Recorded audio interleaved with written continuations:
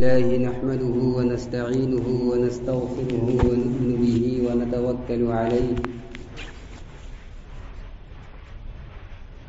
ونعوذ بالله من شرور أنفسنا ومن سيئات أعمالنا من يهده الله فلا مضل له ومن يضلل فلا هادي له ونشهد أن لا إله إلا الله وحده لا شريك له ونشهد أن سيدنا ونبينا ومولانا محمدا عبده ورسوله صلى الله عليه وعلى آله وأصحابه وبارك وسلم تسليما كثيرا أما بعد فأعوذ بالله من الشيطان الرجيم بسم الله الرحمن الرحيم فاسألوا أهل الذكر إن كنتم لا تعلمون آمنت بالله وملائكته وكتبه ورسله واليوم الآخر والقدر خيره وشره من الله تعالى والبعث بعد الموت. حضرات گرامی، باعفت پردہ نشین ماؤں اور بہنوں، آج ہماری یہ نشست، ہماری یہ بیٹھک دین کی نسبت پر ہو رہی ہے اور اس مجلس کا عنوان تحفظ دین و عقائد ہے. ہم سب لوگ اللہ سبحانہ و تعالیٰ کے فضل و کرم اور اس کے خصوصی احسان کی بنا پر ایمان والے ہیں. اسلام سے ہمارا رشتہ ہے. اللہ اور اس کے آخری پیغمبر جناب محمد الرسول اللہ صلی اللہ علیہ وسلم کے تقدس پر اور آپ صلی اللہ علیہ وسلم کی رسالت و نبوت پر، آپ کی تعلیمات پر ہمارا یقین ہے اور ایمان ہے. ہم اپنی آخرت کی کامیابی اور آخرت میں نجات کا مدار نبی اکرم صلی اللہ علیہ وسلم کے لائے ہوئے دین، جو ہمارے سامنے قرآن کی شکل میں، احادیث طیبہ کی شکل میں اور سنتوں کی شکل میں ہمارے سامنے موجود ہیں، انہی چیزوں کے اندر ہم اپنی کامیابی سمجھتے ہیں. بحیثیت ایک مسلمان مرد یا مسلمان عورت ہونے کے ہماری کیا ذمہ داری ہے اور دین و ایمان کے کیا ضروری امور ہیں جن کے لیے ہمیں اپنے اوقات کو فارغ کرنا ہے، جن کو سیکھنے، سمجھنے اور اس کے مطابق عمل کرنے کی ہم سب کے لیے انتہائی ضروری ہے. ان چیزوں کو سمجھنے اور جاننے کی ضرورت ہے. میری ماں اور بہنوں،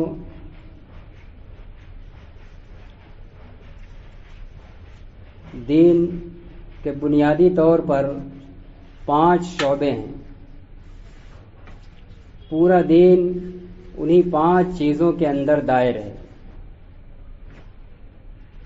عقائد، عبادات، معاملات، معاشرت اور اخلاقیات. یہی دین کے بنیادی 5 شعبے ہیں. پورے دین کا کوئی بھی حکم ان 5 شعبوں سے، ان 5 شاخوں سے باہر نہیں ہے. لیکن ان میں سب سے اہم اور سب سے بڑی بنیاد وہ عقائد اور ایمانیات کا شعبہ ہے. آواز بنے گا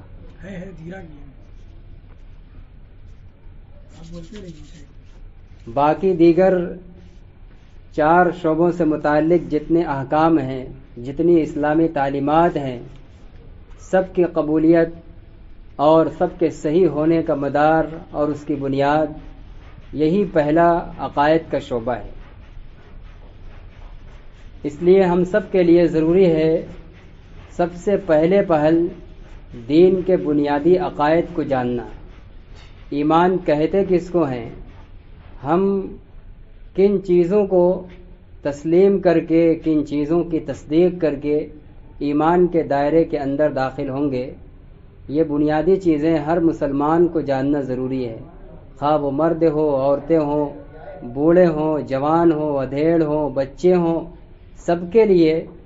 ان بنیادی عقائد کی باتوں سے واقفیت انتہائی ضروری ہے۔ ہمیں اگر اپنے بنیادی عقائد ہی معلوم نہیں ہوں گے تو ہم ہو سکتا ہے کہ انجانے میں کوئی بہت سا غلط کام کر بیٹھیں اور اپنے بنیادی عقائد کے خلاف ایسا کام کر جائیں جو ہمارے ایمان کے لیے خطرناک ثابت ہو جائے۔ اس لیے ہم سب کے لیے بلا شبہ اعمال ضروری ہیں، اپنے اخلاق، معاملات، معاشرت، ساری چیزوں کی اصلاح ضروری ہے، اور سبھی کو نبی اکرم صلی اللہ علیہ وسلم کے لائے ہوئے دین میں ڈھالنے کی ضرورت ہے۔ لیکن سب سے پہلے پہل بنیادی طور پر عقائد کی فکر کرنے کی ضرورت ہے۔ جو ہمارے بنیادی عقائد ہیں ان میں سے چند چیزیں جو ابھی میں نے کلمہ ایمان مفصل پڑھا ہے اس کے اندر جمع کیے گئے ہیں۔ آمنت باللہ سب سے پہلی چیز ایمان اور عقائد کا جو سب سے بنیادی عنصر ہے اور سب سے پہلا حصہ ہے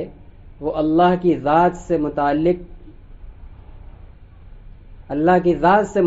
ہے۔ اللہ کی ذات کے بارے میں ہمارا کیا عقیدہ ہو، اللہ کی صفات کے بارے میں ہمارا کیا نظریہ ہو، یہ سب سے پہلا بنیادی عقیدہ ہے۔ آمنت باللہ، میں ایمان لایا، میں یقین کیا میں نے اللہ پر۔ اللہ تعالی کا وجود ہے اور وہ خود سے ہے، اس کی نہ کوئی ابتدا ہے نہ کوئی انتہا ہے، وہ ہمیشہ ہمیش رہنے والا ہے، اس کے اوپر فنا نہیں ہے، وہ ہمیشہ پائیدار اور باقی رہنے والا ہے، اور وہ سراپا قدرت والا ہے، تمام چیزوں کا خالق ہے، مالک ہے، رازق ہے۔ جتنی خوبیاں اور صفات نبی اکرم صلی اللہ علیہ وسلم کے توسط سے ہمیں معلوم ہوئی ہیں، بتلائی گئی ہیں، وہ تمام چیزیں اللہ کی ذات کے اندر ثابت ماننا اور تمام نقائص اور تمام عیوب اور کمیوں سے اللہ کی ذات کو پاک ماننا، اور ہر چیز میں مؤثر بالذات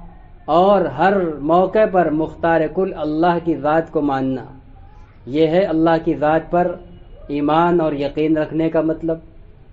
پھر اللہ کی ذات کے بعد ملائکہ کا مرحلہ آتا ہے۔ آمنت باللہ وملائکتہ، اللہ تعالیٰ کی ایک مخلوق ہے، نورانی مخلوق، جو نہ انسان ہے نہ جنات ہیں، اور انسانوں کی طرح کھاتے پیتے بھی نہیں ہیں، ان ضروریات سے پاک ہے، اور ان کے اندر گناہ کا بھی عنصر نہیں ہے، شیطانی صفات ان کے اندر بالکل نہیں ہے۔ ایسی ایک نورانی مخلوقات ہیں جن کو ملائکہ اور فرشتے کہا جاتا ہے۔ اللہ سبحانہ و تعالیٰ نے ان کو پیدا فرمایا ہے، اور وہ سب کے سب اللہ تعالیٰ کی عبادت اور بندگی میں لگے ہوئے ہیں۔ جس کو اللہ نے جس کام پر لگا دیا ہے وہ اسی کے اندر لگا ہوا ہے۔ یہ فرشتوں کے بارے میں ہمیں یقین رکھنا ہے، جن کے نام معلوم ہیں اور جن کے کام معلوم ہیں، ان کے نام اور کام کے یقین کے ساتھ، جیسے 4 مقرب فرشتے ہیں، حضرت جبرائیل ہیں، میکائیل ہیں، اسرافیل ہیں، عزرائیل ہیں، باقی اوروں کے نام نہیں پتہ ہے اور تعداد بھی نہیں پتہ ہے، باقی کے نام اور تعداد سب اللہ کے علم میں ہے۔ تو ان فرشتوں کے بارے میں یقین رکھنا، ان کی تعداد کو اور ان کے ناموں کو اللہ کے علم کے سپرد کرنا، یہ ہمارا ایمان ہے، یہ ہمارے عقیدے کا ایک بنیادی حصہ ہے۔ وَكُتُبِهِ، اور تیسرے نمبر پر اللہ تعالیٰ کی کتاب، سیدنا حضرت آدم علیہ السلام سے نبوت کا سلسلہ جاری فرما کر سید الانبیاء والمرسلین، خاتم النبیین حضرت محمد صلی اللہ علیہ وسلم پر نبوت کا سلسلہ ختم فرمایا ہے۔ اور اس طویل سلسلے میں اللہ تعالیٰ نے بے شمار انبیاء کو مختلف کتابیں عنایت فرمائی ہیں، صحیفے عنایت فرمائے ہیں، تو ہمیں یہ یقین رکھنا ہے کہ اللہ نے اپنے نبیوں پر جو کتابیں یا جو صحیفے اتارے ہیں وہ سب برحق ہیں۔ جتنے بھی نبی نے جو صحیفہ اپنی قوم کو یا جو کتابیں اپنی قوم کو پیش کی ہیں وہ سب کے سب صحیح، سچی اور برحق ہیں، اور سب کے سب اپنے اپنے زمانے میں اللہ کے قانون کی حیثیت سے واجب العمل تھی۔ قوموں کی نجات اور ان کی آخرت کی کامیابی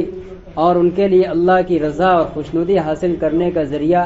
انہی کتابوں کے مطابق عمل کرنا تھا، یہاں تک کہ سب سے اخیر میں اللہ تعالیٰ نے اپنے آخری پیغمبر حضرت محمد الرسول اللہ صلی اللہ علیہ وسلم کو اپنی آخری اور سب سے مقدس کتاب قرآن کریم عنایت فرمائی۔ یہ اللہ کی کتاب ہے، سچی اور برحق ہے، اس کا ایک ایک حرف، ایک ایک نقطہ،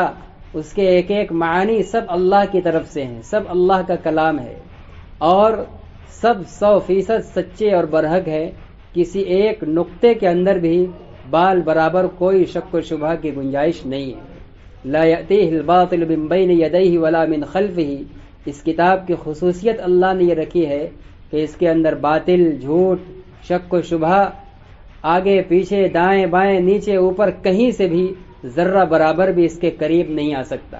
یہ باطل چیزوں سے، شکوک و شبہات سے، کذب سے، جھوٹ سے، تمام طرح کے عیب سے بالکل پاک اور دور ہے۔ یہ سراپا بے عیب اللہ کی سچی اور پکی کتاب ہے۔ اب نبی اکرم صلی اللہ علیہ وسلم کے ذریعے اس کتاب کے آنے کے بعد انسانوں کی کامیابی کا بنیاد اور اس کا مدار اسی کتاب کو ماننا اور اس پر عمل کرنا ہے۔ تو یہ اللہ کی کتابوں کے بارے میں یقین رکھنا ہے۔ قرآن کے اندر جتنے بھی احکام ہیں، چاہے وہ عقائد سے متعلق ہوں، نماز سے متعلق ہوں، دیگر عبادات سے متعلق ہوں،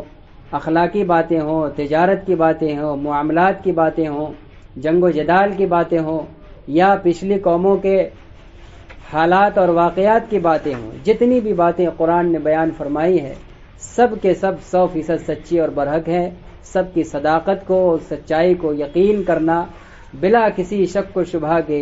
ادنا درجے کے بھی شک و شبہ سے پاک ہو کر ان کی حقانیت و سچائی کو تسلیم کرنا، یہ ہمارے ایمان کا حصہ ہے، عقیدے کا بنیادی حصہ ہے۔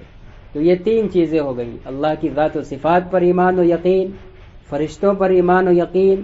اور اس کے بعد اللہ کی تمام کتابوں پر، اور آخری کتاب قرآن کریم پر، اور قیامت تک کے لیے اب اسی پر عمل کرنے کو ضروری اور واجب سمجھنا، یہ بھی ایمان کا حصہ ہے۔ چوتھی چیز ہے وَرُسُلِهِ، اللہ تعالیٰ کے رسولوں پر ایمان اور یقین لانا۔ حضرت آدم علی نبینا وعلیہ الصلاۃ والسلام سے لے کر جو ایک طویل سلسلہ جاری ہو کر نبی اکرم صلی اللہ علیہ وسلم کی مقدس ذات پر نبوت و رسالت کا سلسلہ ختم ہوا ہے، یہ جتنے بھی نبی آئے ہیں سب اللہ کے بھیجے ہوئے سچے اور برگزیدہ بندے تھے، اللہ کے منتخب پیغمبر تھے، اور وہ اپنی قوم کو اللہ کا پیغام اور اللہ کی راہ دکھلانے اور سجھانے کے لیے آئے تھے۔ ہر نبی کی ڈیوٹی اور ذمہ داری یہی تھی کہ وہ نبوت کے مقام پر پہنچنے کے بعد اپنی قوم کو دنیا کی گمراہیوں سے، دنیا کے خرافات اور بگاڑ سے نکال کر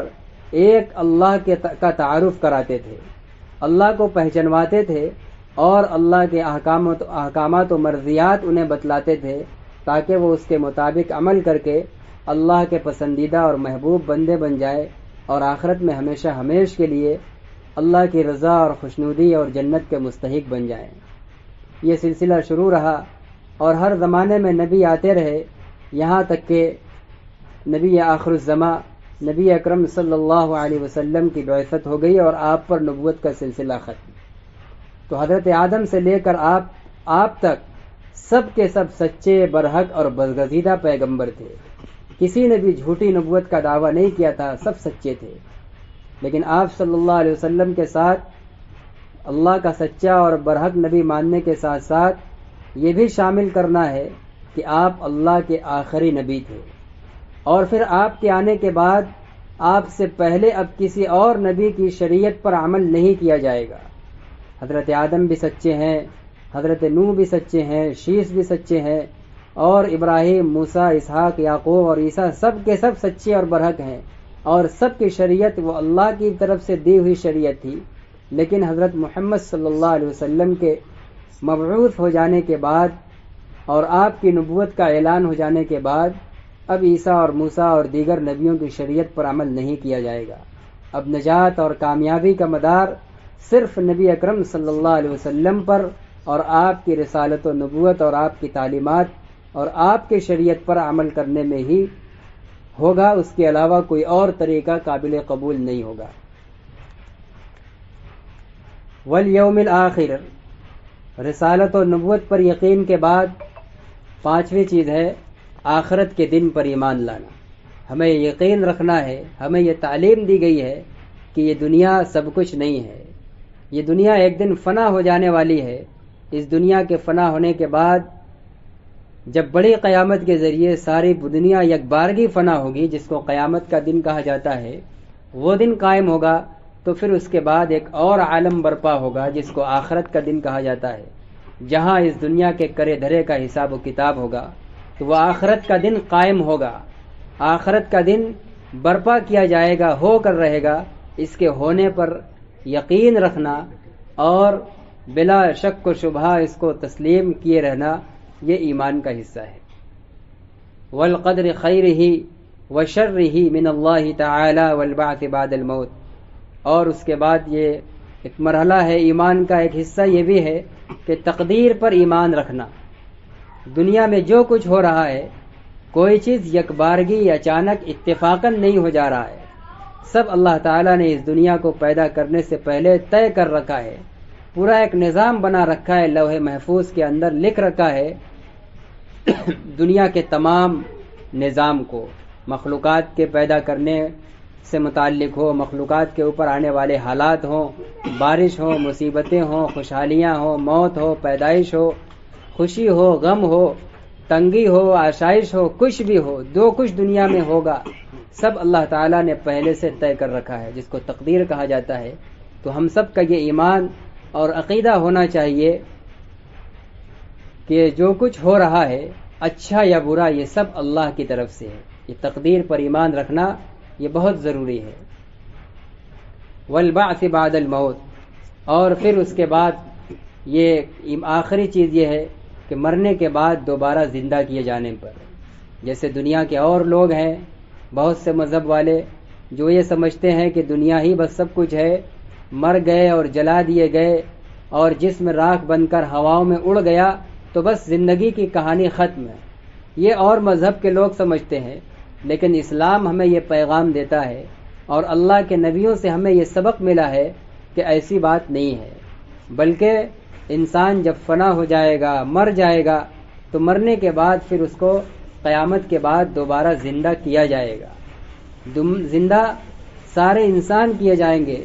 اور سب کو زندہ کیے جانے کے بعد اس دنیا کے کیے دھرے کا حساب دینا ہے۔ یہ اس مختصر سے کلمے کے اندر یہ ایمان کے بنیادی ارکان اور عقائد کی وہ بنیادی چیزیں ہیں جن کو ایمان کے اندر داخل رہنے کے لیے تسلیم کرنا ضروری ہے۔ اگر ان میں سے کسی ایک چیز کے بارے میں بھی ہم میں سے کسی کے اندر شک و شبہ دل کے اندر آ گیا، کسی ایک کے اندر بھی، تو پھر ہم دائرے ایمان سے خارج ہو جائیں گے، ہمارا ایمان باقی نہیں رہے گا۔ تقدیر کے مسئلے پر بہت زیادہ چوکنا رہنے کی ضرورت ہے۔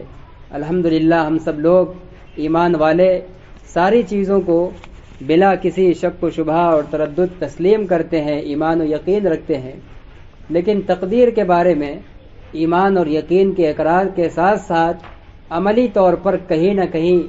پھسلاؤ اور ڈگمگاہٹ نظر آتی ہے۔ ہم بہت ایسا دیکھتے ہیں کہ کسی مصیبت کو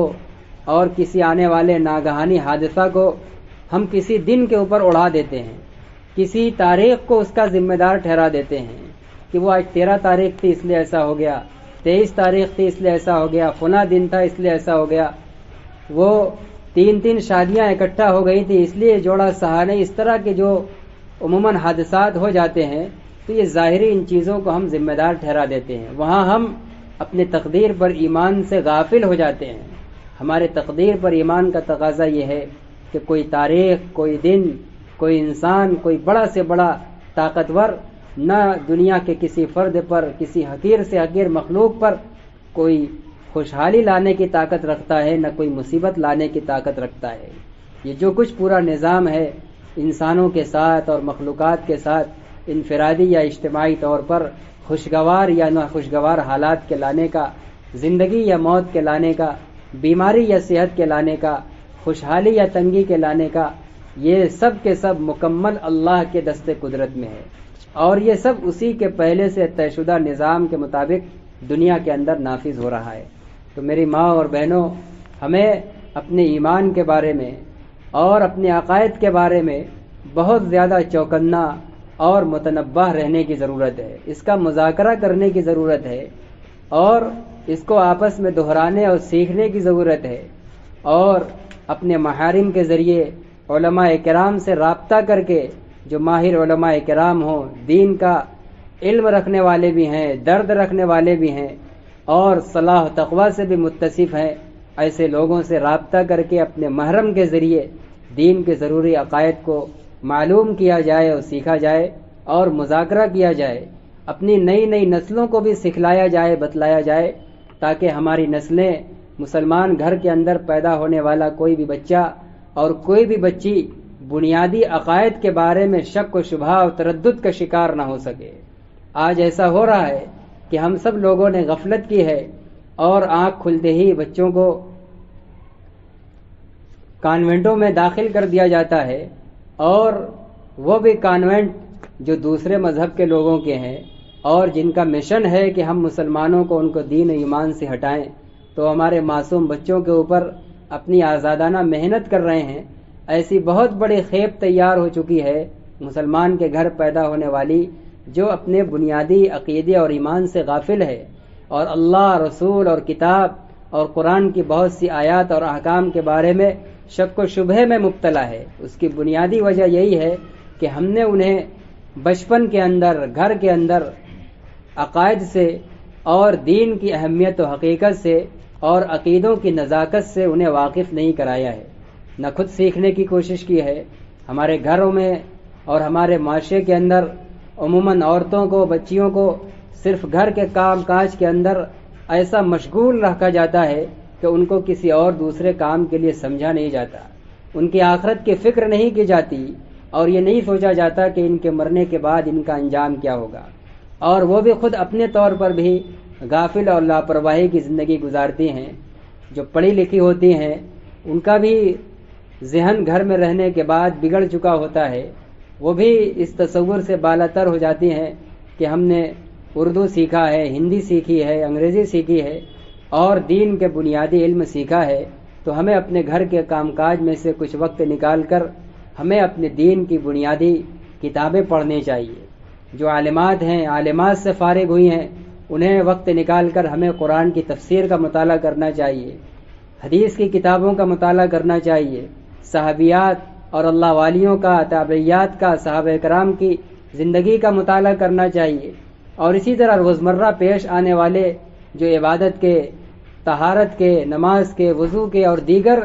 چیزوں کے مسائل ہوتے ہیں، کچھ عورتوں کے مخصوص مسائل ہوتے ہیں، ان مسائل کا ہمیں مذاکرہ کرنا چاہیے، مطالعہ کرنا چاہیے، اور جہاں کہیں کوئی دقت پیش آئے، نہ سمجھ میں آئے، تو ہمیں اپنے محرم کے ذریعے علماء کرام سے، اپنے علاقے کے لوگوں سے اور اپنے اساتذہ سے اپنے محرم کے واسطے سے رابطہ کر کے دین کی رہنمائی اور مطالعے میں لگے رہ کر اپنے دین کو اور ایمان کو تازہ کرتے رہنا چاہیے، تاکہ ہم بھی خود تازہ دم رہیں ایمان کے حوالے سے، اور جب ہم خود تازہ دم رہیں گے تو کم از کم ہم اپنے ماتحتوں کا اور اپنے گھر کے لوگوں کا، اپنی نسلوں کا فکر کریں گے، ان کو جوڑ کر جمع کر کے مذاکرہ کریں گے، ان کو بھی سنائیں گے۔ اگر یہ ماحول قائم ہو گیا تو انشاءاللہ آج جو موقع بموقع مسلم نوجوان لڑکوں کی طرف سے بھی اور لڑکیوں کی طرف سے بھی اسلام کے بارے میں جو شک و شبہ میں مبتلا ہونے کی خبریں آ رہی ہیں،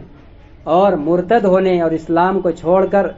دوسرے مذہب میں چلے جانے کی جو خبریں آ رہی ہیں، اگر ہم سب لوگوں نے اب سے بھی اپنی ذمہ داری کو محسوس کر لیا،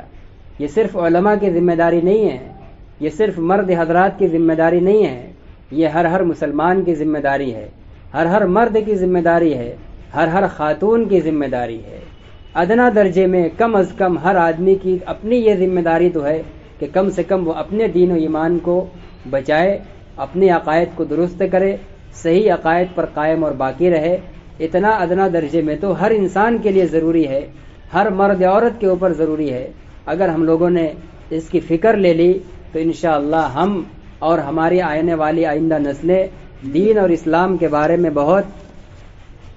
چوکنا ہو جائیں گے، بہت مطمئن ہو جائیں گے، اور دین و اسلام کے خلاف پیش کیے جانے والے کسی شبہے سے ہم ہرگز متاثر نہیں ہوں گے۔ جب ہم لگے رہیں گے مسلسل ایمان کا، عقائد کا مذاکرہ کرتے رہیں گے، قرآن کے اور قرآنی تعلیمات اور تفاسیر کو پڑھتے سنتے رہیں گے، مستند علماء کرام کے بیانات اور ان کی مجلسوں میں حاضر ہوتے رہیں گے، تو انشاءاللہ ہم تازہ دم رہیں گے اور ہمارے ایمان اور اعمال کے اندر ترقی اور بڑھوتری ہوگی، اور بہت سے فتنوں سے اور بہت سی ایمان لیوا چالوں سے ہم سب محفوظ رہیں گے۔ تو یہ ہم سب آج یہ عزم کر کے اٹھیں گے کہ ہم سب اپنے دین و ایمان کی بھی فکر کریں گے اور اپنے گھر کے لوگوں کی بھی دین و ایمان کی فکر کریں گے۔ جو بنیادی عقائد ہیں ان پر محنت کی بہت زیادہ ضرورت ہے۔ اعمال بلا شبہ ضروری ہیں، نماز بھی فرض ہے، زکوٰۃ بھی فرض ہے، روزے بھی فرض ہیں۔ ایک عورت ہے تو اس کے لیے شرعی ہدایت کے مطابق معقول پردے کا اہتمام بھی فرض ہے، اور گھر کی ضروریات زندگی اور گھر کے نظام کو چلانا یہ بھی اس کے لیے اخلاقی ذمہ داری میں سے ہے۔ یہ ساری چیزیں ہیں، ان سب کو نبھایا جائے گا، لیکن ان سب کے ساتھ ساتھ بنیادی طور پر عقائد کی فکر بہت زیادہ ضروری ہے، کیونکہ سارے اعمال کی قبولیت کا مدار یہ ایمان اور عقیدے پر ہے۔ اگر ایمان نہیں ہے، عقیدہ درست نہیں ہے، آدمی کتنوں اچھے عمل کر لے، خوب نمازیں پڑھ لے، تہجد پڑھ لے، خوب دن بھر تلاوت میں اپنا صرف کر لے، خوب جو ہے کہ صدقہ اور خیرات کے ذریعے مخلوقات خدا کی خدمت کر لے، لیکن ایمان اور صحیح عقیدے پر وہ نہیں ہے تو اس کا سب عمل بیکار اور برباد ہو جائے گا۔ ایسے ہی جیسے لوگوں کے بارے میں قرآن کریم میں فرمایا گیا ہے، قُلْ هَلْ نُنَبِّئُكُمْ بِالْأَخْسَرِينَ أَعْمَالًا، اے نبی آپ ان لوگوں سے کہیے کہ کیا ہم تمہیں بتلائیں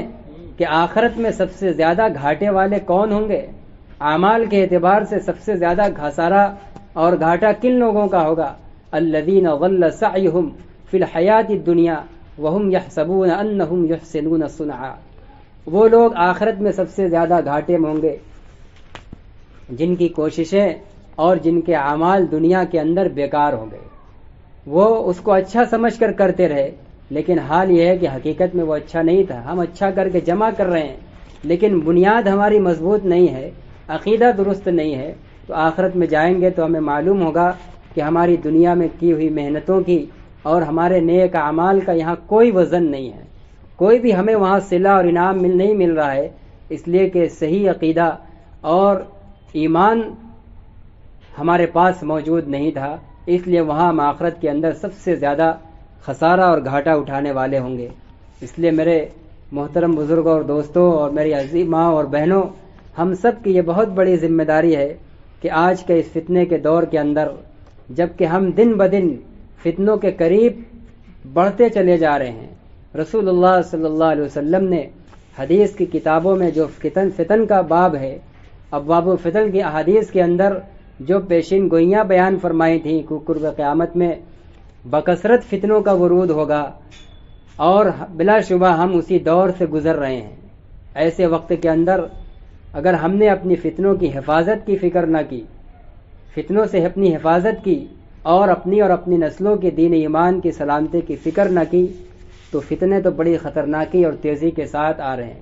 حدیث کے اندر فرمایا گیا، مشہور حدیث ہے، جو لوگ مشکات شریف پڑھے ہوں گے، دیگر کتابیں پڑھے ہیں، انہیں علم ہے، اللہ کے نبی صلی اللہ علیہ وسلم نے فرمایا ہے کہ عنقریب فتنے بڑی تیزی کے ساتھ رونما ہوں گے۔ بلکہ ایک حدیث کے اندر فرمایا کہ بادروا بالاعمال فتنا، فتنوں کے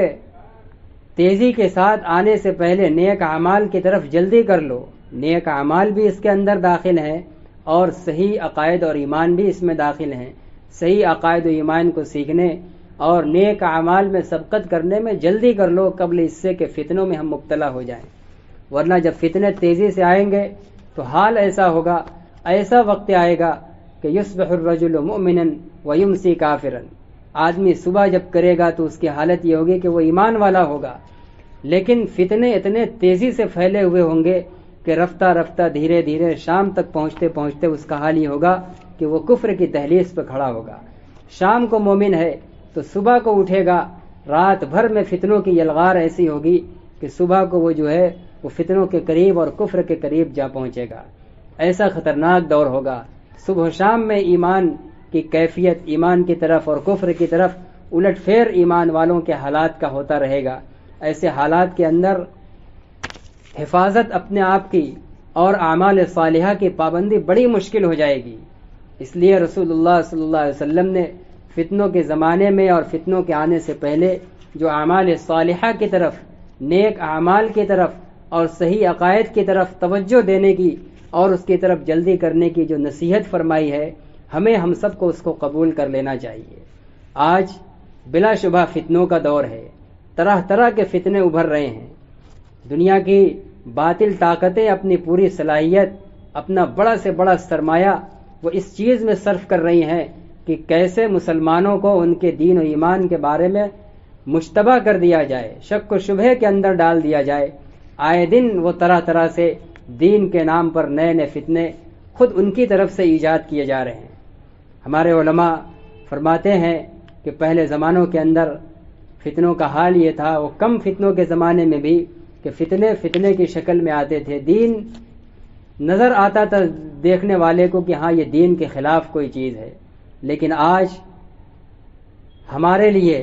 ہم نوجوانوں کے لیے، عورتوں کے لیے، مردوں کے لیے، جبکہ ترقی یافتہ زمانے میں ہم ہیں اور موبائل اور انٹرنیٹ کے ذریعے سے پوری دنیا بالکل ایک مٹھی کے اندر ہے. آدمی دنیا کے کسی کونے میں بھی بیٹھ کر پوری دنیا کے حالات سے باخبر رہتا ہے اور پوری دنیا میں کہیں بھی اپنے پیغام کو پہنچا سکتا ہے اور کہیں کے بھی پیغام کو ریسیو کر سکتا ہے، موصول کر سکتا ہے. ایسے وقت کے اندر اس طرح کے آلات کے ذریعے بہت تیزی کے ساتھ مختلف قسم کے فتنے بڑی تیزی کے ساتھ ابھر کر آ رہے ہیں. ابھی چند سال پہلے حضرت مولانا خلیل الرحمن سجاد نعمانی دامت برکاتہم کے ایک بیان کے ذریعے سننے میں آیا تھا کہ انٹرنیٹ کے اوپر لاکھوں ایسی ویب سائٹ ہیں جو دین کے نام پر ہیں. ایک عام مسلمان اس کو کھولے گا اور وہاں پہنچے گا تو اس کے نام سے سمجھے گا کہ یہ اسلامی سائٹ ہے، اس کے اوپر مواد یہ اسلامی مواد ہیں. جب ہم علماء سے مربوط نہیں رہیں گے، ہم ڈائریکٹ جڑیں گے، اور کتنے جڑ رہے ہیں تو وہ انٹرنیٹ اور گوگل وغیرہ کے ذریعے سے گمراہی کا شکار بھی ہو رہے ہیں. باطل بڑا ہوشیار ہے. جتنی ہم اپنے اندر ایمان کو بچانے کی کوشش کر رہے ہیں، کچھ بھی نہیں کر رہے ہیں، نہ کے برابر کر رہے ہیں، لیکن باطل ہم کو ہمارے ایمان سے ہٹانے میں، ہماری نسلوں کو مرتد بنانے میں بے پناہ کوشش کر رہا ہے. وہ ہمارے تصور سے باہر ہے. اس لیے جدید آلات کے ذریعے بلا شبہ یہ دین، جیسے دنیا کی ترقی کا یہ ذریعہ ہے، دین کو پھیلانے میں بھی جدید آلات تبلیغ کا اور ابلاغ کا ذریعہ ہیں، لیکن ان کا استعمال مستند اور معتبر علماء کی رہنمائی اور ان کی تحقیق و تفتیش کے بغیر یہ مناسب نہیں ہوگا. اس لیے کہ وہ انٹرنیٹ جس کے بارے میں ہم جانتے ہیں کہ بہت سارے دینی مواد بھی وہاں فراہم ہیں، بہت ساری دین اور دینیات کی باتیں بھی وہاں سے مل رہی ہیں، تو وہیں ہمارے اکابر اور ہمارے مستند علماء یہ کہہ رہے ہیں کہ ان سائٹوں کے اوپر باطل کی طرف سے اسلام کے نام پر بہت سی غلط چیزیں بھی ہیں، جس میں وہ صحیح باتیں بھی ملاتے ہیں، اور آدمی جب اس میں صحیح باتوں کو دیکھ کر گھستا ہے تو رفتہ رفتہ دھیرے دھیرے ان کے غلط افکار اور غلط چیزوں اور باتوں میں بھی ملوث ہونے کا خطرہ ہو جاتا ہے. اس لیے دین کے بارے میں اور سیکھنے کے بارے میں بھی شریعت کا ایک پیغام ہے، اس کی ایک گائیڈ لائن متعین ہے. اس لائن کو ہمیں اپنانا ہوگا. ایسا نہیں کہ بس دین سیکھنا ہے تو جیسے بھی سیکھ لیا جائے، عقیدہ سیکھنا ہے تو کہیں سے بھی سیکھ لیا جائے. اس کا ایک طریقہ کار ہے، اس کا ایک دائرہ متعین ہے، اسی دائرے کے اندر ہی وہ کام کیا جائے گا، اس سے باہر نہیں کیا جا سکتا۔ ہمیں یہ معلوم ہوا ہے کہ آج کی ہماری اس مجلس کے اندر ہماری بہت سی بہنوں میں وہ بھی ہیں جنہوں نے عالمیت کا کورس کیا ہے، جو عالمہ ہیں۔ انہوں نے مسلم شریف پڑھی ہوگی اور مسلم شریف سے پہلے امام مسلم کا مقدمہ پڑھا ہوگا۔ انہوں نے اس میں دین کو کس قدر احتیاط کے ساتھ، کتنا چھان پھٹک کر، کس قدر بیدار مغزی کے ساتھ لینے کی بات کہی ہے، اس کے لیے انہوں نے حدیثیں نقل فرمائی ہیں، صحابہ کے اقوال نقل فرمائے ہیں، تابعین اور بزرگان دین کے ارشادات نقل فرمائے ہیں۔ ہم علماء کے لیے تو، دین کا علم رکھنے والوں کے لیے تو امام مسلم رحمۃ اللہ علیہ کا وہ مقدمہ آج کے اس فتنے کے دور کے اندر اس کا مطالعہ بہت ہی زیادہ اہمیت کا حامل ہے۔ آج دین کے بارے میں کس قدر پروپیگنڈا کیا جا رہا ہے، عقائد کو کس قدر بڑی چابک دشتی کے ساتھ مشکوک کرنے کی کوشش کی جا رہی ہے، اور ہمارا بھی یہ مزاج بن گیا ہے کہ سوشل میڈیا کے ذریعے یا دیگر ذرائع کے ذریعے جو بھی دینی پیغامات آتے ہیں ہم اس کو موصول کر لیتے ہیں اور اس سے متاثر ہو جاتے ہیں اور اس کے مطابق عمل بھی کرنے لگتے ہیں۔ ایسے بہت سے اپنے جاننے والوں میں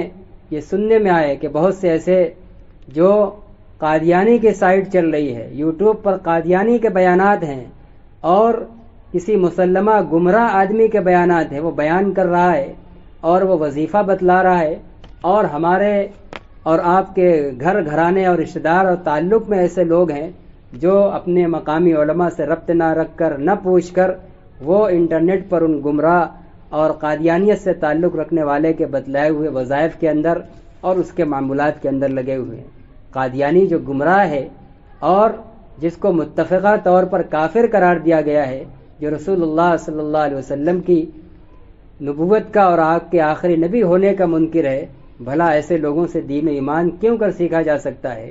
اور وہ ہمیں اللہ کی رضا کی طرف کیوں کر لے جانے کی کوشش کر سکتے ہیں؟ وہ ہمیں بھی گمراہی کی طرف اور باطل چیزوں کی طرف لے کر جائیں گے۔ مقدمہ صحیح مسلم کے اندر امام مسلم رحمۃ اللہ علیہ نے امام محمد ابن سیرین رحمۃ اللہ علیہ کا ایک اثر نقل فرمایا ہے، ان ھذا العلم دین فانظروا امن تأخذونه دینکم۔ یہ علم جو قرآن و حدیث کا علم ہے، جس کو ہم اسلام پر عمل کرنے کے لیے جس کو ہم حاصل کرتے ہیں، اور پورا اسلام انہی قرآن و حدیث کے اندر، انہی کی تعلیمات کے اندر چھپا ہوا ہے۔ فرما رہے ہیں کہ یہ علم جو ہے دین ہے، کیونکہ دینی احکام اور تعلیمات کی وہ رہنمائی کر رہا ہے، تو وہ علم بھی خود دین ہے، ایک مذہبی چیز ہے۔ فانظروا امن تأخذونه دینکم، لہذا تم لوگ یہ غور کر لو، چھان پھٹک لو، دیکھ لو کہ تم کس سے اس دین کو حاصل کر رہے ہو۔ دین اس دین کا ماننے والا ہے کہ نہیں ہے، یا کسی اور مذہب کا ماننے والا ہے، اس کی بہت زیادہ چھان پھٹک کی ضرورت ہے۔ سیدنا عبداللہ ابن عباس رضی اللہ تعالی عنہما کا اثر نقل فرمایا ہے، خود امام مسلم رحمۃ اللہ علیہ نے فرماتے ہیں کہ ہم لوگوں کا حال یہ تھا کہ جب کوئی آدمی اللہ کے رسول کے حوالے سے کوئی بات بیان کرتا تھا، اور جب بات شروع کرنے سے پہلے قال رسول اللہ صلی اللہ علیہ وسلم کہتا تو ہمارے کان کھڑے ہو جاتے تھے اور بالکل اس کے سننے کی طرف متوجہ ہو جاتے تھے کہ اللہ کے نبی کی بات آ گئی۔ لیکن کہہ رہے ہیں کہ فلما وقعت الفتنہ، جب حضرت عثمان رضی اللہ تعالیٰ عنہ کے قتل کا فتنہ واقع ہو گیا، رونما ہو گیا، اب اس کے بعد وہ لوگ جو ابھی صرف ظاہری طور پر ایمان کا اظہار کر رہے تھے، بعد میں داخل ہوئے تھے، اب فتنہ قتل عثمان کے بعد ان کی سازشیں اور ریشہ دوانیاں ظاہر ہونا شروع ہو گئی، اور صحابہ اکرام کے متفقہ موقف اور نظریات کے خلاف ان کی باتیں آنا شروع ہو گئیں، تو اب ہم لوگوں کا حال اور کیفیت اب بدل گئی۔ اب جب کوئی بات آتی تھی تو قال رسول اللہ کہہ کر بیان کر دیا تو فوراً ہمارے کان کھڑے نہیں ہوتے تھے، ہم لوگ اس سے پوچھے تھے سمو لنا رجالنا، اپنا سلسلے علم بتلاؤ، یہ اللہ کے رسول کی معلومات تمہیں کس واسطے سے حاصل ہوئی ہیں، تم نے کس سے سنا ہے، اور جس نے تم سے سنا اس نے کس سے سنا، اور کس نے رسول اللہ صلی اللہ علیہ وسلم سے سنا ہے، وہ واسطہ بتلاؤ۔ سمو لنا رجالکم، اپنے رجال و علم بتلاؤ جس واسطے سے تم کو علم حاصل ہوا ہے۔ پھر اس کے اندر جو نام آتے تھے فرماتے ہیں کہ اس کے اندر غور کیا جاتا تھا، اگر وہ صحابہ اکرام کے نقش قدم پر چلنے والے لوگوں میں سے ہوتے، اہل سنت والجماعت میں سے ہوتے، متفقہ طور پر ایک دم ثابت ہو جاتا ان کا صحابہ اکرام کے نقش قدم پر ہونا، تو اس بات کو قبول کیا جاتا تھا۔ اور اگر یہ معلوم ہوتا کہ یہ صحابہ کے مخالف لوگوں میں سے ہیں، اہل سنت والجماعت میں سے نہیں ہیں، بدعتی میں سے ہیں، گمراہ لوگوں میں سے ہیں، تو اس بات کو رد کر دیا جاتا تھا۔ یہ نہیں کہ قال رسول اللہ آیا تو بس قبول کر لیا جائے۔ خود قرآن کریم نے بھی ہمیں یہ سبق دیا ہے 19ویں پارے کے اندر، جہاں اللہ تعالیٰ نے عباد الرحمن اپنے خاص بندوں کی کچھ خصوصی صفات بیان فرمائی ہیں۔ ایک صفت یہ بیان فرمائی ہے والذین اذا ذکروا بآیات ربہم لم یخروا علیہا صما وعمیانا۔ اللہ کے اور رحمان کے بندے وہ ہیں کہ جب ان کو اپنے پروردگار کی آیات کے حوالے سے کوئی بات کہی جاتی ہے، نصیحت کی جاتی ہے، تو وہ اس بات پر اندھے اور بہرے ہو کر گر نہیں پڑتے ہیں، بلکہ اس کی تحقیق کرتے ہیں کہ اس کا کہنے والا کون ہے، اس کا حسب و نسب کیا ہے، اس کا شجرہ علم کیا ہے، اس کے علم کی تہ کیا ہے، اس کا تعلق کس گروہ سے ہے، اور وقت کے معتبر علماء، مفتیان کرام اور اسی طرح مقتدی حضرات اس کے بارے میں کیا رائے رکھتے ہیں، یہ پوری چھان بین کی جاتی ہے۔ یہ رحمان کے مخصوص بندے اور بندیوں کا یہ کام نہیں ہوتا کہ دین کے نام پر ایسے دیوانے آ جائیں کہ دین کے آنے والے راستے کی تحقیق کو بھی بھلا دیں۔ دین کس راستے سے آ رہا ہے؟ سمو لنا رجالکم، رجال علم جو ہیں، علم کا جو واسطہ ہے وہ واسطہ تو بتلانا پڑے گا، اس کی تحقیق ضروری ہوگی۔ ہر ایرے گہرے سے دین کا علم حاصل نہیں کیا جائے گا۔ حضرت عبداللہ ابن عمر رضی اللہ تعالی عنہما کی ایک روایت ہے، وہ بھی فرماتے ہیں کہ العلم دین، یہ دین کا علم جو ہے، قرآن و حدیث کا علم، یہ ایک دین ہے، یہ مذہب ہے۔ والصلاۃ دین، اسی طرح فرماتے ہیں کہ نماز بھی دین ہے۔ فانظروا عمن تأخذون هذا العلم، لہذا تمہیں یہ غور کرنا ہے کہ تم یہ علم کس سے لے رہے ہو۔ جس سے علم ہم لے رہے ہیں وہ اہل علم میں سے ہے، وہ اس بات کا مستحق ہے کہ اس سے دین کا علم سیکھا اور لیا جائے، اس کی مجلسوں میں حاضر ہوا جائے، اس کے بتلائے ہوئے عقائد پر اپنے عقائد کی بنیاد رکھی جائے، اس کے بتائے ہوئے اعمال پر اپنے مقامی علماء اور معتبر لوگوں سے تصدیق اور تائید کے بغیر اس کی باتوں پر اعتماد کیا جائے، اس کی چھان بین ضروری ہے۔ وَكَيْفَ تُصَلُّونَ هَذِهِ الصَّلَوَاتِ، لہذا یہ بھی دیکھنا پڑے گا کہ تم یہ نماز کیسے پڑھ رہے ہو، کیا وہ طریقہ وہی ہے جو نبی اکرم صلی اللہ علیہ وسلم اور خیر القرون کے زمانے سے تسلسل کے ساتھ چلا آ رہا ہے، یا کوئی اور طریقہ ہے؟ فَإِنَّكُمْ تُسْأَلُونَ يَوْمَ الْقِيَامَةِ، کیونکہ تم سے قیامت کے دن علم کے بارے میں سوال کیا جائے گا۔ علم کے بارے میں سوال کیا جائے گا کہ دین کا علم حاصل کیا کہ نہیں کیا، اور کیا تو کہاں سے کیا، اور کس راستے سے کیا، اور اس پر کتنا عمل کیا۔ اس لیے خوب چھان پھٹک کر، غور و فکر کر کے ساتھ، احتیاط اور تیقظ کے ساتھ، پوری بیداری کے ساتھ دین کا علم حاصل کرنا ہے۔ ہم سب قرآن و حدیث پر یقین اور ایمان رکھنے والے ہیں بلا شبہ، لیکن ہم قرآن و حدیث ہر ایرے گہرے سے نہیں سیکھیں گے۔ جو قرآن و حدیث کے مستند علماء ہیں، جو سند یافتہ ہیں، جن کا سلسلہ اسناد ہے، ہمارے مدارس کے طلباء اور طالبات جانتے ہیں کہ ہم جو حدیث کی کتابیں پڑھتے ہیں، بخاری شریف وغیرہ، ہم لوگ جو اپنے استاد سے پڑھتے ہیں، تو ہمارے استاد سے لے کر امام بخاری تک، اور امام بخاری رحمۃ اللہ علیہ سے لے کر نبی اکرم صلی اللہ علیہ وسلم تک پورا سلسلہ اسناد موجود ہے، محفوظ ہے، اور سب کے حالات بھی محفوظ ہیں کہ کون کہاں سے پڑھا ہے، کس کی زندگی کیا رہی ہے، تقویٰ اور اس کی صالحیت اور صلاحیت کا کیا حال رہا ہے، یہ ساری چیزیں ریکارڈ کے اندر ہے۔ ہمارے دین کی حفاظت کے لیے، دین کو شکوک و شبہات سے پاک رکھنے کے لیے مستقل ایک فن ہے ہمارے اسلام کے اندر، علم رجال کا فن، جس میں دین کو بیان کرنے والے، حدیثوں کو بیان کرنے والے، تفسیر کو بیان کرنے والے، جو تسلسل کے ساتھ اللہ کے نبی کے بعد سے چلے آ رہے ہیں، صحابہ کرام کے بعد سے، سب کی زندگیوں کو جمع کیا گیا ہے، ان کے حالات لکھے گئے ہیں، اور ان میں اگر کوئی اس لائق ہے کہ اس سے علم نہ لیا جائے تو صاف لکھ دیا گیا ہے کہ یہ اپنے ذاتی طور پر تو بڑا عبادت گزار ہے، لیکن یہ اس لائق نہیں ہے کہ اس سے دین کا علم لیا جائے، اور اگر کوئی اس لائق ہے تو اس کے بارے میں لکھا گیا ہے کہ یہ اپنے صلاح اور تقوی کے ساتھ ساتھ اس لائق بھی ہے کہ اس سے دین کا علم لیا جائے۔ رجال کی جو کتابیں ہیں وہ صرف ایسا نہیں کہ حدیث کو صحیح اور ضعیف معلوم کرنے کے لیے ہی پڑھی جانی چاہیے، عام حالات میں بھی ان کا مطالعہ دین کے بارے میں بیداری اور بصیرت حاصل کرنے کے لیے اور دین کے سلسلہ اسناد کو اور سلسلہ علم کو، اس کی اہمیت کو سمجھنے کے لیے اس کا مطالعہ بہت ہی ضروری ہے۔ امام مناوی رحمۃ اللہ علیہ، ان کی کتاب ہے فیض القدیر، یہ 9ویں صدی ہجری کے ایک بہت بڑے محدث گزرے ہیں۔ وہ عبداللہ ابن عمر کی اس حدیث کے بعد لکھتے ہیں، یشیر بہ الی ان العلم ينبغي ان لا يؤخذ الا من عرفت عالمیته واشتهرت دیانته فلا يتلقاها عن جاہل فيضله ولا عن فاسق فيغويه۔ یہ حدیث ہمیں اس بات کا پیغام دیتی ہے کہ علم ہمیں صرف اسی سے لینا ہے جس کا عالم ہونا مسلم ہو، معتبر ہو اور مشہور ہو۔ اور شہرت کا مطلب یہ نہیں کہ عوام میں مشہور ہو، بلکہ اہل علم کے یہاں اس کی عالمیت کا شہرہ ہو،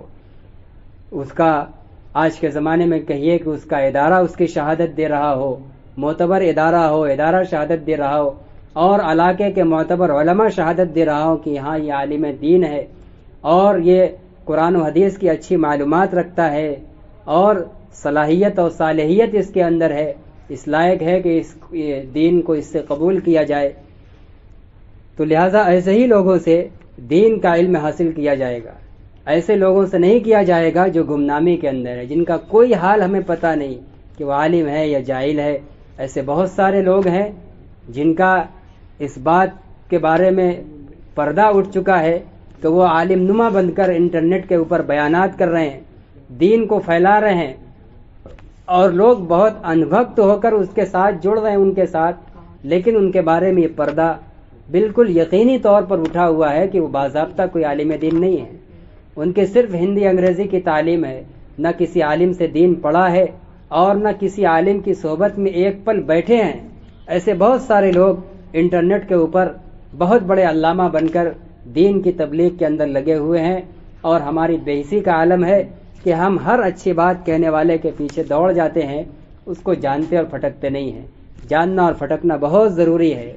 آج کے زمانے کے اندر یہ بہت نازک دور سے ہم لوگ جی رہے ہیں، ایمان کے لیے بہت بڑا چیلنج ہے۔ آپ جانتے ہیں کتنی لڑکیاں ہیں، کتنے بچے ہیں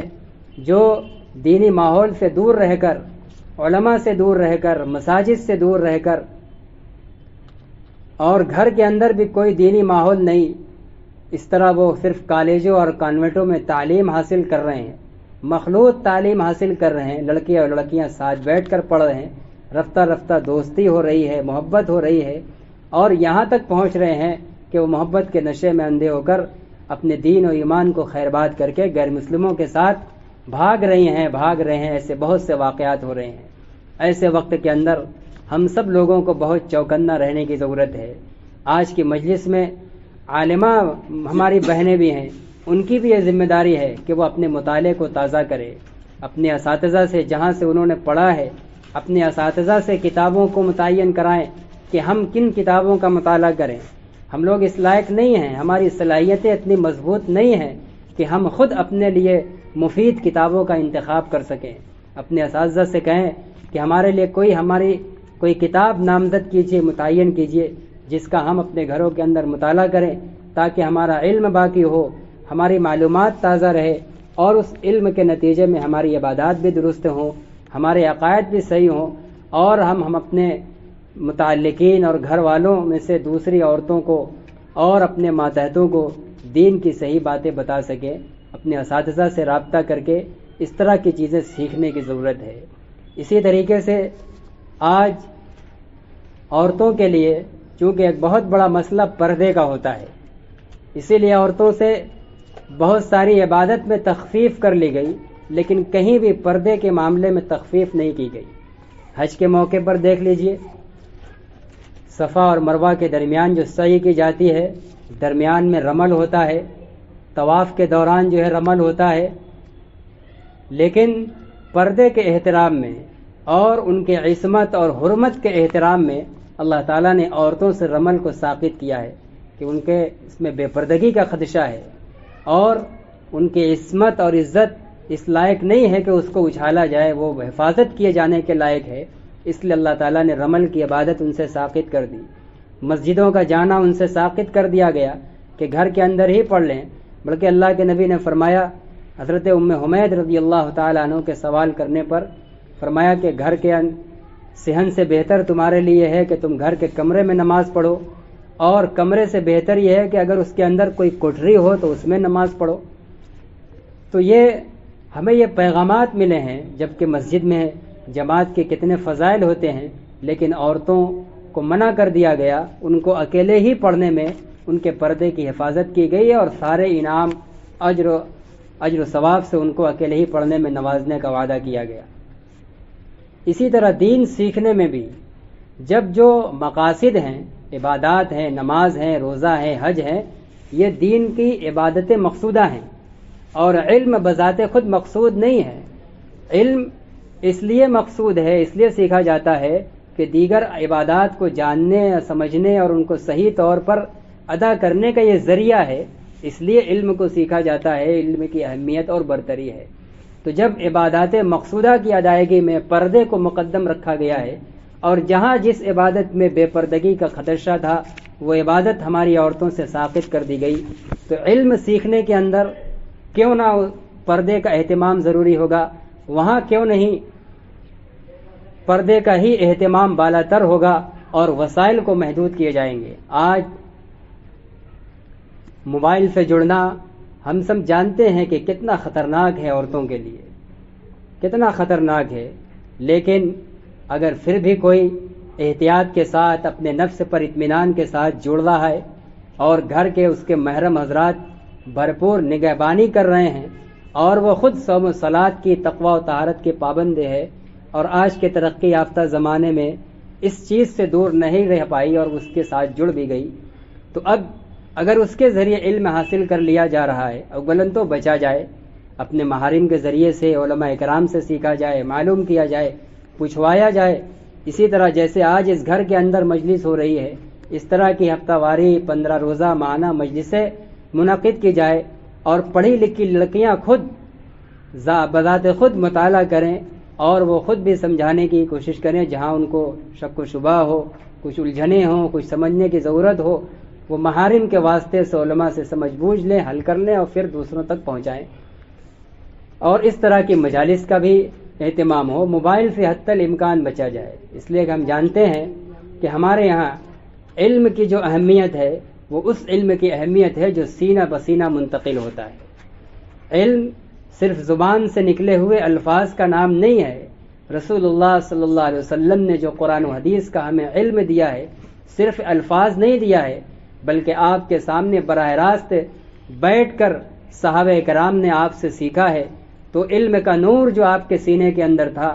آپ کے مشکات نبوت سے وہ نور بھی صحابہ کرام تک منتقل ہوا ہے، صحابہ کرام سے ان کے بعد اسی طرح سلسلہ بسلسلہ ہر بعد والے استاد سے اس کے شاگرد تک، اس کے شاگردات تک اسی طرح علم منتقل ہوتا چلا آ رہا ہے، اور علم کے معتبر اور مقبول ذرائع میں سے سب سے معتبر ذریعہ یہی ہے جو سینہ بسینہ ہو۔ یہ سب آلات تو ایک وقتی اور ہنگامی چیزوں کے لیے ہیں، اگر اس میں جڑا جا رہا ہے، اس راستے سے کوئی علم حاصل کر لیا جائے تو اپنے محارم کی نگرانی میں ہو۔ اپنے محارم دین کا شعوری علم رکھنے والی نہیں ہیں تو ان کے ذریعے سے علماء سے تحقیق کرائی جائے اور اب بچا جائے۔ اور پھر اگر ان راستوں سے جڑ ہی رہے ہیں، مثلاً واٹس ایپ گروپوں کے ذریعے دین کے بہت سے گروپ چل رہے ہیں دین کے نام پر، اس میں دین کے نام پر کچھ گڑبڑ بھی چل رہے ہیں، کچھ صحیح بھی چل رہے ہیں، تو جو گروپ ہو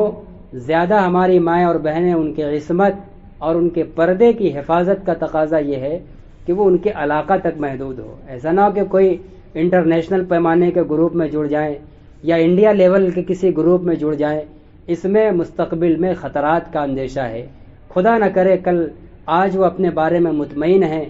کل خدا نہ کرے کسی بہکاوے میں آ جائیں اور خود اپنی آخرت کو تباہ کرنے کا کوئی ذریعہ بن جائیں۔ بلا شبہ ہم سب کو علم حاصل کرنا ہے، اپنے عقیدے کو درست کرنا ہے، صحیح عقائد کو معلوم کرنا ہے، لیکن اس طرح کی مجالس میں روبرو جو نافعیت، جو برکات اور جو نورانیت ہوگی وہ سوشل میڈیا کے آلات کے ذریعے نہیں ہوگی۔ اور اگر वक्ती हंगामी सपोर्ट के लिए जुड़ा ही जा रहा है, तो उन रास्तों की तफ्तीश और उनकी तहकीक और मोतबर उलमा से ज़मानत लेकर और फिर अपने दायरे के अंदर ही, ये बिल्कुल नामुनासिब है कि अपने इलाके और शहर से बाहर के मुल्की पैमाने पर और स्टेट के पैमाने पे या इंडिया से आगे बढ़कर इंटरनेशनल पैमाने के दीनी ग्रुप पर औरतें जुड़ें, ये मुनासिब नहीं होगा। हमारी माँ और बहनें इस बात को बहुत संजीदगी से लें। दीन के बारे में बिलाशुबा आप बड़े जज्बे के साथ और बड़े हौसले के साथ इस मजलिस के अंदर हाजिर हुई हैं। ये इस बात की शहादत है कि आप दीन के तईं बड़ी हमदर्द हैं, बड़ी फिक्रमंद हैं। आपके दिल के अंदर अल्लाह और उसके रसूल की अजमत है, वरना न मालूम इन औकात के अंदर घर में औरतों और बच्चियों के कितने काम का ये वक्त है, लेकिन सारी चीज़ों को बालाए ताक रख कर आप यहाँ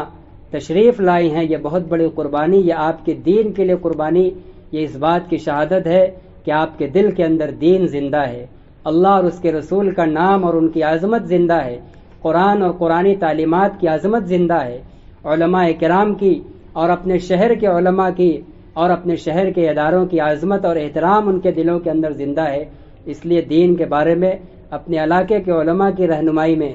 अपने महरम की निगरानी के साथ चलें, अपने इदारों से वाबस्ता रहें और शहर के बाहर निकलने की हरगिज़ कोशिश न करें, इसलिए कि आपकी ज़िंदगी में दीन के जितने ज़रूरी मसाइल हो सकते हैं, आपके शहर में बेशुमार ऐसे उलमा हैं, आप सबके बेशतर महरमों के ताल्लुक़ में ऐसे उलमा हैं जो एक औरत के तमाम ज़रूरी मसाइल की और तमाम ज़रूरी उलूम की मुकम्मल रहनुमाई की अहलियत और सलाहियत अपने अंदर रखते हैं। जब हमारा काम घर से पूरा हो सकता है तो कोई वजह नहीं है और कोई गुंजाइश नहीं है हमारे लिए घर से बाहर निकलने की, कहीं दूर हाथ बढ़ाने की। इसलिए अल्लाह ताला आपके जज्बात को, आपकी आमद को, दीन के तहीं आपकी गैरत और दर्दमंदी को कबूल फरमाए और आप सबको अल्लाह ताला दीन को अपने तक के बढ़कर दूसरों तक फैलाने का ज़रिया बनाए। आप सबको अल्लाह ताला हमारे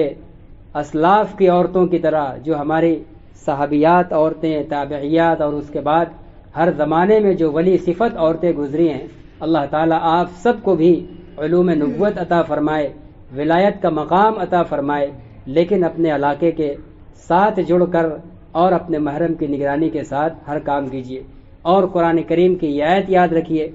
कि अल्लज़ीना इज़ा ज़ुक्किरू बिआयाति रब्बिहिम लम यखिर्रू अलैहा सुम्मन व उम्याना, कि अल्लाह के नाम और रसूल के नाम से कोई भी बात कही जाए तो उसके आगे फौरन अनभक्त होकर गिर नहीं पड़ना है, बल्कि अपने महरम के साथ,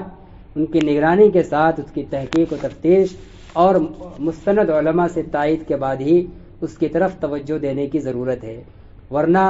माजी में भी और आज के ज़माने में भी ऐसे बहुत से बड़े बड़े फितने हैं जो कल बिल्कुल दीन की शक्ल में थे। आपको मालूम होगा ये शकील बिन हनीफ नाम का एक फितना है, बिहार का रहने वाला एक शख्स है जो गालिबन इस वक्त औरंगाबाद में है, जो स्कूलों और कॉन्वेंटों के तलबा पर, स्टूडेंट पर, लड़कों पर ख़ास तौर से मेहनत हो रही है और जिसका दावा यह है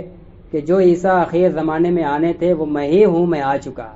और जो मेहदी आने थे वो भी मैं ही हूँ, यानी ईसा और मेहदी दोनों एक हैं। गोया बिहार में पैदा हुआ एक शख्स जिसके माँ हैं, जिसके बाप हैं, वो बगैर बाप के पैदा होने वाले ईसा अलैहिस्सलाम जो आसमान पर उठाए गए हैं, उनकी ज़ात होने का दावा कर रहा है, एक झूठा दावा जिसके बारे में तमाम जमात के उलमा ने मुत्तफ़क़ा तौर पर कुफ्र का फतवा जारी किया है। लेकिन उसका माजी क्या था? बड़ी चाबुक दस्ती के साथ, बड़ी चालाकी के साथ वो दीन के नाम पर मेहनत कर रहा था, और आज भी जो उसके कारिंदे मेहनत कर रहे हैं, ज़ाहिरी एतबार पर कोई महसूस नहीं कर पाएगा कि ये मुसलमान नहीं है, ये कोई झूठा आदमी है। वो अल्लाह के नबी की रसालत का इनकार भी नहीं कर रहा है। बड़ी धीरे धीरे आहिस्ता आहिस्ता वो अपनी बात के जाल में फंसाकर जब कोई बंदा उसका मुकम्मल गर्विदा और फरेफ्ता हो जाता है तो बिल्कुल लास्ट में ले जाकर औरंगाबाद बैत होती है और कहा जाता है कि जिस ईसा के तुम इंतज़ार में थे वो यही हैं, अब इनसे बैत कर लो। और वो बंदे का जहन इतना ख़राब हो चुका होता है कि अब उसके अंदर इनकार की सलाहियत बाकी नहीं रहती और वो शकील बिन हनीफ नामी बदबख्त इंसान को, झूठे इंसान को ईसा और मेहदी समझकर उसके हाथ पर बैत कर लेता है। इस तरह के बहुत से फितने हैं। یہ ہم سب کے لیے بہت بڑی آزمائش کا زمانہ ہے کہ آج کے ہمارے زمانے کے اندر فتنے دین کی شکل میں آ رہے ہیں، دین کے نام کی شکل میں آ رہے ہیں، اور بہت سی معتبر دینی جماعتوں کے جھنڈ میں انہی کے حلیے میں جڑے ہوئے ہیں، اور جہاں موقع پاتے ہیں اپنی باطل دعوت کو داغ دیتے ہیں۔ اس لیے میری ماں اور بہنوں، دین کی حفاظت کی فکر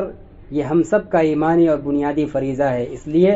کہ ہماری دنیا کی سرخروئی بھی اسی کے اوپر ہے، اور ہماری آخرت کی ہمیشہ ہمیش کی کامیابی، اللہ کی رضا اور جنت کی نعمتوں کا پایا جانا، یہ دین، ایمان اور صحیح عقیدے کی حفاظت پر ہے۔ اللہ تعالی ہم سب کو اس کی توفیق عطا فرمائے، اور ہر طرح کے شرور و فتن سے اللہ تعالی ہم سب کی پوری امت مسلمہ کی حفاظت فرمائے۔ اللہ ہم سب کو جانے یا انجانے میں کسی باطل کا آلہ کار بننے سے، کسی باطل محنت کی دعوت میں مبتلا ہونے سے اللہ ہم سب کی حفاظت فرمائے۔ وآخر دعوانا الحمدللہ رب العالمین۔ اور آپ لوگوں سے ایک گزارش یہ بھی ہے ان باتوں کے ساتھ ساتھ کہ اوپر بہت سی خواتین آئی ہوں گی، ہماری عالمہ بہنیں بھی ہیں، وہ آپس میں ایک دوسروں کو پردے کے اہتمام کا اور خصوصاً نماز، تلاوت اور ذکر کا، ان چیزوں کا بہت زیادہ خود بھی اہتمام کریں، اور دوسری خواتین کو بھی اس کی ترغیب دیں کہ ہمارے دین کا کتنا بنیادی اور اہم فریضہ ہے نماز، اور کتنی وعید اور عذاب بیان کیے گئے ہیں جان بوجھ کر اس کو چھوڑنے پر، بڑے بڑے سخت سے سخت عذاب حدیث کی کتابوں کے اندر بیان کیے گئے ہیں، اس لیے اس کا اہتمام ہو، اور ساتھ ہی ساتھ نسلوں کی، بچوں کی تربیت کی بھی بہت زیادہ فکر کرے۔ اس امت کی یہ تاریخ رہی ہے کہ اس امت کو جو بھی اللہ کے ولی یا نیک انسان، علماء ربانیین ملے ہیں، یہ کسی نہ کسی عورت کی ہی تربیت کا دین ہے۔ ماں اگر دیندار ہے، سمجھدار ہے، دینی غیرت رکھنے والی ہے، اگر وہ اپنے بچوں کی دینی، ایمانی، اخلاقی ہر اعتبار سے تربیت کرنے پر آ جائے، اور وہ بچہ راہ راست پر آ جائے اس کی تربیت کے نتیجے میں، تو پھر نہ معلوم وہ بچہ باہر نکل کر کتنے سارے سینکڑوں ہزارے لوگوں کی ہدایت کا ذریعہ بنے گا۔ وہ سب اس بچے کی تربیت کرنے والی ماں کے لیے ذخیرہ آخرت بنے گا۔ اس لیے تربیت کا بھی بہت اہتمام ہو، اور تربیت کے لیے جو سب سے نقصان دہ اس وقت ناصور ہے موبائل، بچوں سے حتی الامکان اس کو دور رکھا جائے، اور آپ سب بھی موبائل کے راستے سے دین کو بقدر ضرورت کم سے کم سیکھیے، ورنہ آپ سیکھ رہے ہیں موبائل سے دین، اور موبائل میں کوئی بیان سن رہی ہیں، کوئی پروگرام دینی دیکھ رہی ہیں، کوئی دینی سبق لے رہی ہیں، لیکن بچہ یہ دیکھے گا کہ میری ماں، میری بہن موبائل میں لگی ہے، اس کے ذہن منفی اثر اپنے اندر بیٹھائے گا، اور موبائل کے اندر جو غلط پروگرام ہے اس کی قباحت اس کے ذہن سے، دل سے نکل جائے گی۔ جب اس کے ہاتھ میں موبائل آئے گا اور اس کی تربیت نہیں کی گئی ہوگی، تو وہ اسے کیا معلوم کہ آپ جب کل دیکھ رہی تھی تو آپ کوئی اچھا اور دینی پروگرام دیکھ رہی تھی۔ وہ جب کھلے گا تو جہاں اس کی نگاہ پڑے گی اور جیسا اس کا ذہن کام کرے گا، نہ معلوم کیسے کیسے واہیات اور خرافات پر مبنی پروگرام کو دیکھے گا۔ اس طرح آپ کی نسل تباہ ہو سکتی ہے۔ اس لیے موبائل کا استعمال بلا شبہ آج کے دور میں ضرورت ہے، تو اس کو بقدر ضرورت ہی رکھا جائے۔ جو چیز ضرورت کی چیز ہوتی ہے، ضرورت کی چیز کو ضرورت کے بقدر ہی استعمال کیا جاتا ہے۔ جیسے کھانا ہمارے لیے ایک ضرورت ہے، تو جتنی ہمارے پیٹ کو ضرورت ہوتی ہے، بھوک مٹانے میں جتنا کافی ہوتا ہے اتنا ہی ہم کھاتے ہیں، ایسا نہیں کہ دن بھر ہم کھانے میں لگے رہتے ہیں۔ اسی طرح موبائل ایک ضرورت ہے، جب اس کی جتنی ضرورت ہو اس کا اتنا ہی استعمال کیا جائے۔ ضرورت سے زیادہ یہ نئی نسلوں کو منفی پیغام دے گا، ان کو اور زیادہ گمراہی کی طرف آگے بڑھانے کا ذریعہ بنے گا۔ اسی بات پر میں اپنی بات ختم کرتا ہوں۔ اسی طرح گھر کے اندر تعلیم کا بھی اہتمام کیا جائے، اور تعلیم کے لیے میں نے کہا کہ جو پڑھی لکھی ہماری بہنیں ہیں وہ اپنے محرم کے ذریعے مستند علماء سے معلوم کریں کہ کون سی کتابیں مناسب ہیں۔ جیسے اس وقت حضرت مولانا ڈاکٹر عبدالحی عارفی رحمۃ اللہ علیہ کی نگرانی میں لکھی گئی ایک کتاب ہے، کیا کتاب ہے؟ عورتوں کے شرعی احکام، اور اسی طرح تحفہ خواتین۔ یہ وہ دو بنیادی کتابیں ہیں، اگر کسی خاتون نے اس کو سبقاً پڑھ لیا اور سمجھ لیا اور اس کے مطابق عمل کر لیا تو اس کی آخرت کا بیڑا پار لگانے کے لیے کافی ہے۔ تمام ضروری چیزیں جو عمل اور عقائد کے تعلق سے ہو سکتے تھے سب کچھ اس کے اندر جمع کر دیا گیا ہے۔ اسی کے ساتھ ساتھ جو مزید پڑھی لکھی بچیاں ہیں، جو عالمہ ہیں اور جو اچھی تعلیم حاصل کیے ہوئے ہیں، سمجھدار ہیں، تو ان کے لیے بہشتی زیور کا مطالعہ بھی یہ بہت مفید ہے۔ اور اسی طرح کچھ عالمہ ہیں تو کچھ تفسیر کی کتابوں کا بھی مطالعہ کریں، یہ سب ان کے لیے اپنی بات کو دوسروں تک پہنچانے کے عمل میں بڑی بصیرت کا ذریعہ بنے گا۔ اسی پر بات ختم کی جاتی ہے۔